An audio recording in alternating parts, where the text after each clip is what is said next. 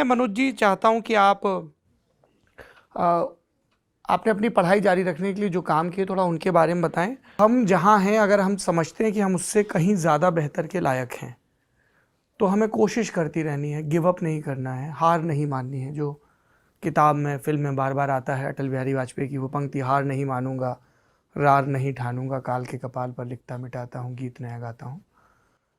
तो आप आए तो थे अधिकारी बनने, पर पैसे हैं नहीं, पिताजी सस्पेंड चल रहे हैं, खेती 3 बीघा 9 बीघा में कितना ही गुजारा होगा, जानवर भी बेचने पड़े घर वालों को, दादी को अपनी सारी सेविंग देनी पड़ी। क्या क्या काम किए आपने? और मैं इसलिए भी ये सवाल पूछ रहा हूँ क्योंकि हम में से बहुत सारे लोग, वो करोड़ों दर्शक जो लेंस के उस पार से हमें देखते हैं, हम परेशान हो जाते हैं, शिकायती लहजे में आ जाते हैं, अरे साहब ये नहीं हुआ हमारे साथ इसलिए हम ये नहीं कर पाए। प्लीज़ बताइए। तो सबसे पहले तो मैंने ये सोचा था कि अब मुझे जीवन जीने के लिए और खाने पीने की व्यवस्था करने के लिए, अपने लिए कुछ फीस भरने के लिए थोड़े बहुत पैसे चाहिए। तो मेरे दिमाग में सबसे पहले यही सवाल आया कि कैसे पैसे कमाए जा सकते हैं। तो एक टिपिकल दिमाग में चलता है कि पढ़ा के आप कर सकते हैं, पढ़ा सकते हैं लोगों को। तो मैंने क्या किया, हमारे यहाँ एक रतन कॉलोनी है ग्वालियर में, और रतन कॉलोनी में हर घर पर जाकर बटन दबा के पूछना शुरू किया मैंने कि भाई मेरा नाम ऐसा ऐसा है, मैं आपके बच्चों को ट्यूशन पढ़ा सकता हूँ अगर आप मुझे परमिशन दें तो। उसमें ऐसा होता था कि अधिकांश लोगों का बच्चों को गणित पढ़वाना था या अंग्रेजी पढ़वानी थी, और मेरा गणित और अंग्रेजी दोनों ही डब्बा था, तो वो नहीं हो पा रहा था। काफ़ी परेशान रहा मैं, कई जगह गया, कुछ लोगों को पढ़ाया भी, 8-10 दिन पढ़ाया, फिर नहीं हो पाया। फिर मैं धीरे धीरे हिस्ट्री पे आ जाता था, हिंदी पे आ जाता था, हिंदी पढ़ाता हूँ। फिर बच्चे तो खुश रहते थे बहुत कि चलो अच्छी बात है, कम से कम कुछ अच्छी चीज़ें बता रहा है, लेकिन घर वालों को लगता था कि यार मैथ नहीं है, साइंस नहीं है तो नहीं। तो मेरा वो प्रयोग फेल हो गया।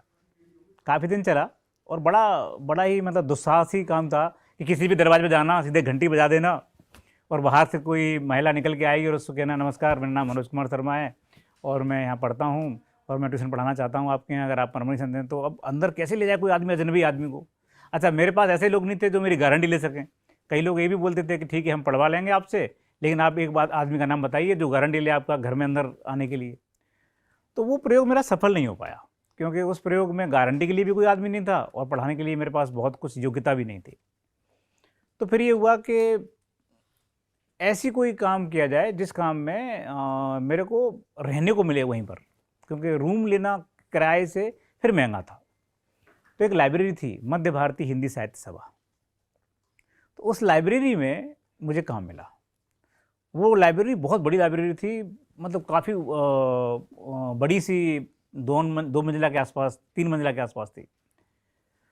तो वहाँ मुझे जो काम मिला वो काम मैंने करना शुरू किया। वहाँ काम था कि लाइब्रेरी को साफ़ सफाई करके ठीक रखना है, प्लस आपके जो पढ़ने आने वाले लोग हैं उनकी किताबें देना है। अखबारें बहुत आते थे, तो अखबार पढ़ने के लिए बहुत लोग आते थे, सुबह सुबह बहुत सारे लोग, उनके लिए अखबार लगवाना है। और एक और काम था कि वहाँ पर एक साहित्य गोष्ठी हुआ करती थी हर महीने के लास्ट शनिवार को। तो उस साहित्य गोष्ठी में पूरे ग्वालियर के जितने भी बड़े साहित्यकार थे वो आते थे।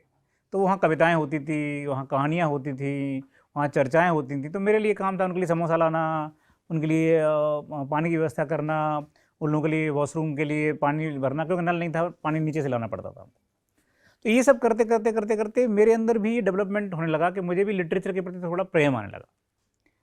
दूसरा ऐसा हुआ कि मेरी इच्छा होती थी कि मैं भी पढ़ सकता हूँ ये कविता, मैं भी लिखने लगा।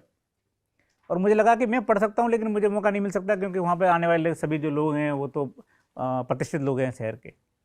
तो मैं क्या करता था, फिर जब वो चले जाते थे, ख़त्म हो जाता था, तो दरवाज़ा बंद करके, क्योंकि माइक तो लगा ही रहता था, तो माइक बंद किया और फिर उसके बाद मैं एकदम खड़ा होकर के बढ़िया अपनी कविता सुनाता था खुद को ही। कभी कभी अपना स्पीच सुनाता था, क्योंकि मुझे बड़ी इच्छा थी कि मैं स्टेज पर बोलूँ, पर मैं बोल नहीं पाता था, क्योंकि उस समय तक उतना कॉन्फिडेंस भी नहीं था और कोई मौका भी नहीं था।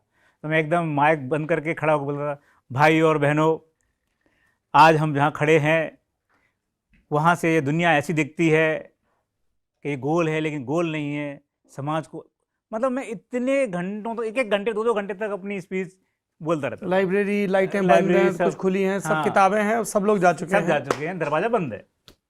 तो उससे मुझे क्या हुआ कि मुझे थोड़ा सा कॉन्फिडेंस डेवलप होना शुरू हुआ, और उस कॉन्फिडेंस के साथ में ये जो लोग आते थे उन लोगों के विचार सुन के कभी कभी दिक्कत भी होती थी, क्योंकि वो बोलते कुछ थे और करते कुछ थे, क्योंकि मुझे पता था। अब कोई साहित्यकार है, वो बड़ी प्यारी कविता लिख रहा है, बहुत अच्छा सुना रहा है, सब तालियां बजा रहे हैं, और उसके बाद वो बगल में आके बोल रहा है, यार तू अभी तक समोसा लेके नहीं आया, तू पागल हो चुका है क्या, बेवकूफ़ हो चुका है क्या, कब तक बैठा रहूँगा मैं। तो मैं यार इतना अच्छा आदमी, इतना बड़ा आदमी, इतनी प्यार से कोमल भाषा जानने वाला आदमी, कवि आदमी, चिड़ियों की बात कर रहा है और ये मुझसे ऐसे बात कर रहा है। कई ऐसे लोग मिले जो बहुत अच्छे थे। जैसे मुझे अभी भी याद है कि मैं बार बार श्रद्धा को बोलता हूँ, उस आदमी को भूल नहीं सकता मैं। एक बार एक कवि सम्मेलन हुआ, एक कवि थे, उनको बोला गया कि भाई बस निकल गई है इनकी, मनोज यहीं रुका लेना, इनको लाइब्रेरी में सुला लेना। तो अब सोने के लिए तो हमारे पास कुछ था नहीं, तो फिर वो जो जहाँ कवि सम्मेलन की वो होती थी गादी, वहाँ हमने उनको सुला दिया। अब सुबह वो उठे, जाने के लिए तैयार होने लगे, तो पानी नहीं था, तो हम पानी लेके आए नीचे से नल से। तो नीचे से पानी लेके आया, तो उन्होंने कहा जरा वो देना यार, तेल देना। और हम संघर्ष में, भयंकर संघर्ष में डूबे हुए थे, तेल कहाँ था हमारे पास। तो हमने कहा तेल तो नहीं है सर। अच्छा ठीक है, तो उन्होंने कांच दे दो। अब कांच भी नहीं था हमारे पास, तो उन्होंने कहा एक काम करो, कंघा दे दो यार, कंघा तो होगा तुम्हारे पास। कंघा भी नहीं था, क्योंकि मैं बाल बनाता ही नहीं था तब। मेरा सिस्टम ऐसा था कि भाड़ में जाए चेहरा, भाड़ में जाए बाल, अब उनको संघर्ष करना है, जिंदा रहना है बस। और उस समय उन्होंने बोला मुझे कि भाई, और इतनी ऐसी इस एज में तुम इस तरह से रह रहे हो, तुम क्या करना चाहते हो। मैंने कहा सर बड़ा आदमी बनना चाहता हूँ। बोले कोई बन जाओगे तुम, कोई रोक देगा नहीं तुम्हें। तो ऐसे लोग, अच्छे लोग भी मिले, बहुत अच्छे लोग मिले, और इन्होंने प्रोत्साहन दिया। तो लाइब्रेरी में ये काम हुआ। बाद में जब हम दिल्ली का एक और प्रॉब्लम हुआ, जब बहुत सारे पैसे की दिक्कतें आ रही थी, तो मुझे एक ऐसा काम मिला जो बहुत अनयूजुअल था। मैं सोच रहा था कि मैं गाड़ी वाड़ी साफ कर सकता हूँ किसी की, और उससे ज़्यादा मुझे एक बहुत सरल काम मिला। यहाँ मुंबई दिल्ली जैसे बड़े शहरों में क्या एक प्रॉब्लम है कि जो घर हैं वो बड़े घर हैं कई लोगों के, और बच्चे सब इंडिया के बाहर रहते हैं या कहीं बड़ा काम करते हैं, तो वो लोग अकेले रहते हैं, और सबके घरों में कुत्ते पले हुए हैं। तो डॉग्स को लगातार घर में बंधे रहने में बहुत दिक्कत रहती है। तो ये इशू रहता है कि उनको बाहर कौन लेके जाए, टहला के कौन लाए, पोटी वोटी करनी रहती है, उनको थोड़ा बाहर दिखता है तो वो भी ठीक रहते हैं। तो वो मुझे काम मिल गया, वो बहुत अच्छा काम था, जिसमें मुझे कुछ नहीं करना पड़ता था। सीधा पकड़ो, नेहरू विहार की तरफ लेके जाओ, पीछे की तरफ एकदम एकदम कोने में ले जाओ, वहाँ खड़े करके रखो 1 घंटा आधा घंटा, और वापस ला कर बांध दो। और पर डॉग मुझे 400 रुपये मिलते थे। तो ये एक ऐसा काम था जिसमें मुझे बहुत ज़्यादा मेहनत नहीं करनी पड़ती थी, लेकिन मेरे लिए खाने लायक, रहने लायक होता था। बाद में श्रद्धा ने भी ज्वाइन कर लिया उसको। श्रद्धा ने भी कहा कि मैं भी चलूँगी तुम्हारे साथ, क्योंकि पहले मैं छुप छुप के करता था, मुझे लगता था किसी को पता चलेगा तो लोग बोलेंगे कि यार ये क्या कर रहा है। मुझे लगता है ये लड़की बोलेगी कि यार ये लड़का जिससे मैं बात करता है वो क्या करती है, डॉग्स घुमाता है क्या। एक दिन देख लिया है इन्होंने, तो फिर उन्होंने कहा कि मैं भी चलूँ। कैसे देखा? Accidentally you discovered? एक्चुअली मेरा जहाँ पर घर था उसके पीछे आप दोनों लोग तैयारी कर रहे थे, मुखर्जी नगर तैयारी कर रहे थे। हाँ। तो जहाँ मेरा घर है, जहाँ पर हम जिस रूम में रहते थे, वो लगभग मुखर्जी नगर का एंड का ये था, उसके दूसरी तरफ नेहरू विहार था। तो वहाँ पर पीछे बहुत एक अंधेरी ऐसा गली टाइप की ये थी। तो मैं एक दिन रात में ऐसे ही नीचे, मुझे नींद आ रही थी, तो मैं नीचे ऐसे ही चक्कर लगाने के लिए गई। तो वहाँ पर उसके थोड़ी देर पहले तक हम दोनों साथ में ही थे। उसके बाद मुझे घर में जाने के बाद, मतलब मुझे छोड़ने के बाद मैंने सोचा एक चक्कर लगा के आती हूँ। मैं पढ़ने बैठी, पर मैं फ्रेश नहीं थी, तो मुझे मनोज दिखाई दिए वहाँ पर ये करते हुए। तब तक आपको नहीं पता था कि ये कुत्ते टहलाने की नौकरी करते हैं? नहीं। चौंक गए होंगे, तो घबरा भी गए थे? हाँ, मैंने कहा ये टेंशन हो गया यार, ये क्या हो गया ये क्या पकड़ में आ गया। लेकिन श्रद्धा ने कहा कि नहीं, मैं अब चलूँगी तुम्हारे साथ रोज। नहीं, वो तो ये दिखाता है कि श्रद्धा कितनी कमाल की महिला है। पर आपको लगा होगा कि यार क्या सोचेगी, ये तो कुत्ते टहला रहा है। नहीं, लेकिन श्रद्धा का पर्सनालिटी तब तक समझ में आ गया था मेरे, और मेरे ये भी समझ में आ गया था कि ये उन चंद महिलाओं में शामिल है जिन्हें इस बात से अंतर नहीं पड़ता कि तुम क्या हो, इससे भी अंतर नहीं पड़ता तुम क्या कर रहे हो। ये ओरिजिनल सोल है, जिसका मतलब है तुम कुछ भी कर रहे हो, अगर लगता है कि वो सही है, ईमानदार है, तो हम साथ हैं, इस तरह का। और क्या क्या काम किया आपने?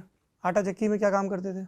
आटा चक्की में एक्चुअली लाइब्रेरी मुझे छोड़नी पड़ी बीच में। क्यों? लाइब्रेरी में क्या हुआ कि सब ठीक चल रहा था, लेकिन छोटे छोटे काम थे, जैसे कि पुताई करवाना लाइब्रेरी की, रद्दी बेचना वगैरह वगैरह। तो ऐसा हुआ कि रद्दी बेचने में मेरे पे जितने पैसे की बिकी उतने पैसे से ज़्यादा बिकना चाहिए, ऐसा वहाँ के जो प्रबंधन के व्यक्ति थे उनका ऐसा आरोप था कि तुमने पैसे खा लिए हैं। कितने पैसे खाने का इल्ज़ाम? वो गई थी बेसिकली 4800 रुपये की, 4800 की। उनका बोलना था कि पिछले साल 6000 की बिकी थी, जो पिछले साल उन्होंने कहा कि तुमने 1200 रुपए का हाँ गबन कर लिया। गबन कर दिया है।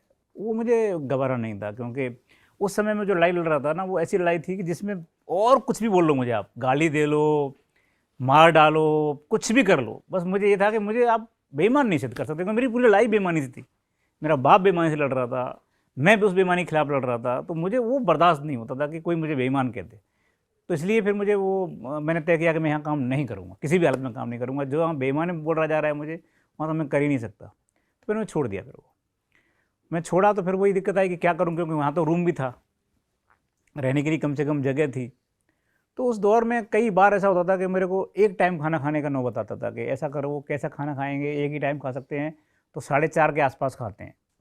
तो उससे क्या होगा कि 4:30 के सुबह वाला भी कवर हो जाएगा, घर वाला भी कवर हो जाएगा। और उस समय 7 रुपये की एक सब्ज़ी आती थी और 1 रुपये का एक रोटी रहती थी। तो ये रहता था कि 3 रोटी लेंगे अपन, 7 रुपये की सब्ज़ी हो जाएगी, अपना काम एक दिन का ख़त्म हो जाएगा 10 रुपये में। तो वो कई इस तरह के दौर का सिस्टम था। और फिर मुझे एक काम मिला कि मैं रहने के लिए जगह मिली, एक रूम मिला, और साथ में मुझे आटा चक्की पे आटा पीसने का काम दिया गया। वो दौर ऐसा था जिसमें बहुत ज़्यादा परेशानियां थीं, क्योंकि वो आटा पीसने में पूरा धूल और ये सब हो जाना, और फिर लेकिन वो संघर्ष का दौर था। जो आटा पीसता है वो नहा जाता है, पूरा आटा, इसके यस, पलकों तक पे यस, आटा यस। बैठ जाता है। हाँ। तो उस समय एक ही बात मेरे दिमाग में रहती थी कि ये अंधेरा है लेकिन अंदर का अंधेरा बड़ा है। ये सेंटेंस मेरे अंदर घुसा हुआ था। दुनिया में समझौते के अंधेरे ज़्यादा हैं, आपके अंदर का अंधेरा नहीं होना चाहिए, अंदर उजाला होना चाहिए, बाकी ठीक है। आपने शायद मेरे ख्याल से उपेंद्र नाथ असद जी का नाम सुना होगा जी। तो उपेंद्र नाथ असद जी की ये किताब मैंने पढ़ी थी। तो मैंने डायरी में अपने लिखा हुआ है, आज भी वो डायरी पढ़ता हूँ तो पहले वही आता है। उन्होंने लिखा था कि समझौता जीवन की शर्त सही, समझौता जीवन की शर्त सही, लेकिन जीवन में कुछ तो ऐसा हो जहाँ कोई समझौता न किया जाए। तो मुझे लगता था कि ये मेरा कुछ ये बेईमानी है, यहाँ मैं समझौता नहीं करूँगा चाहे कुछ भी हो जाए।